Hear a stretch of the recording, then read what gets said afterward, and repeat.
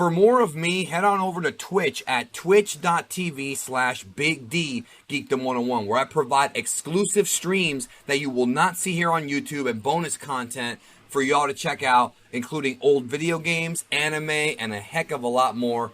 Twitch.tv/BigD Geekdom 101. I'll see you there. It's the final Dragon Ball Super manga chapter for the year 2021, Dragon Ball Super Manga Chapter 79, as our heroes Goku, Vegeta, and now Granolah are faced with battling the new strongest in the universe, thanks to a wish that was made by Elec in the previous chapter, Gas of the Heater Gang.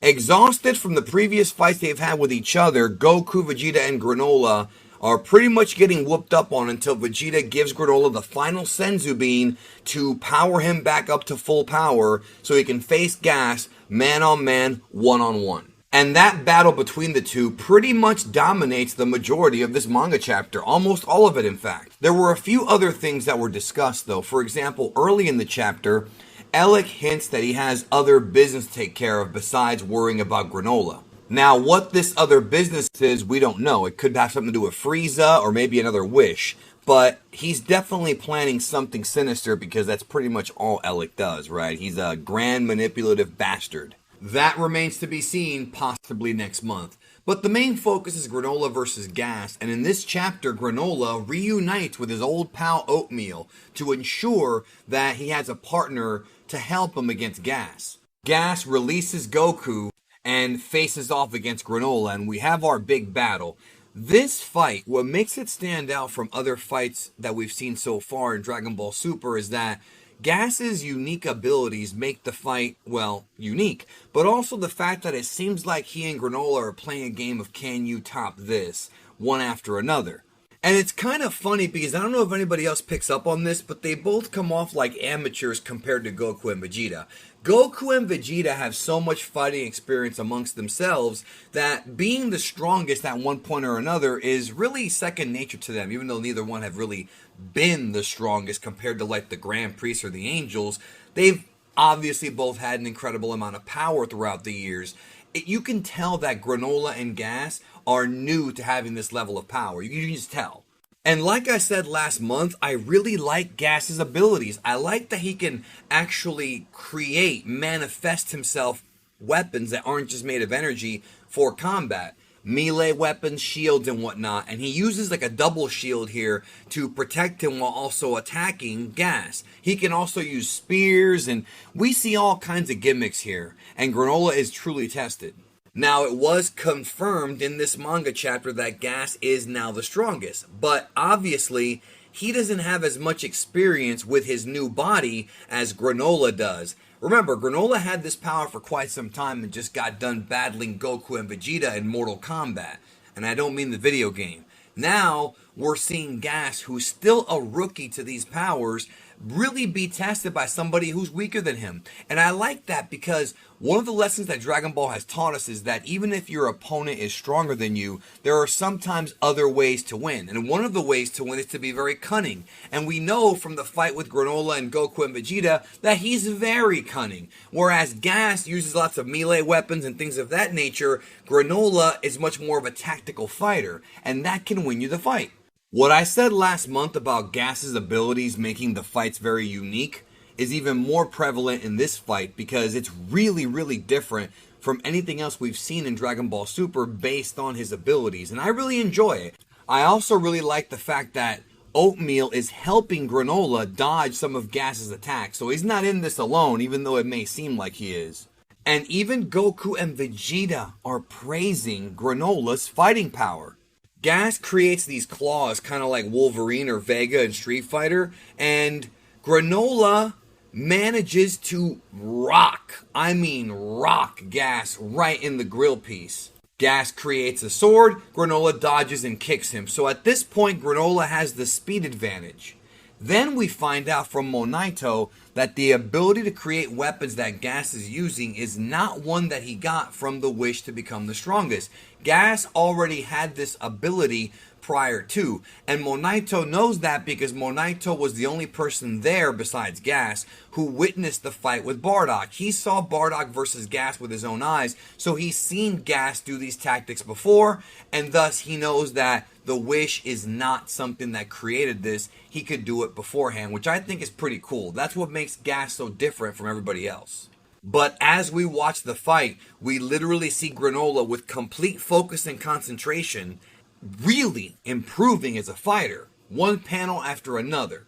Then the fight sort of becomes a traditional Dragon Ball fight where Gas begins to use the traditional ki attacks, as well as he and Granolah begin to use the Shunkan Ito, otherwise known as the instantaneous movement or instant transmission. And we have a whole section of the fight where they're basically using this move at blazing speeds to try to connect on one another. And this time Granolah has his jacket removed and threatens that now I'm going to get serious, which is a classic Dragon Ball trope that goes all the way back to the 80s. These past few manga chapters have been really more focused on fighting than anything else, and that allows Toyotaro to really stretch his legs when it comes to his artistic style in telling a story through fights versus dialogue. Now, I must say that this fight with Gas and Granolah is probably the closest that he's come to really capturing Toriyama's style from the 80s and 90s than he has since probably, I would say, the Moro fight with Goku. I think that these fights, as far as the pacing goes and the way that Toriyama structures his fights, is the closest one. Now, in my opinion, I still don't think Toyotaro is at Toriyama's level when it comes to paneling and when it comes to specific angles and things like that. He's a good artist, don't get me wrong, I'm not dissing, but Toriyama's a legitimate legend, especially back when he was in his prime writing Dragon Ball. Not to mention that although Toyotaro's getting better, Toriyama seems to have always been a prodigy of this. And because of that, Toriyama's fights were pretty much always great, whereas Toyotaro is improving little by little. Go back and read the Battle of Gods arc in the manga, and then read this, and you'll notice a huge, sharp increase in ability, and that's good. I mean, we need Toyotaro to improve because that gives us a better product overall. As much as a lot of the Dragon Ball fans hate to admit this, especially the purists, and I consider myself a purist, but I'm also a realist, fights are very important in Dragon Ball.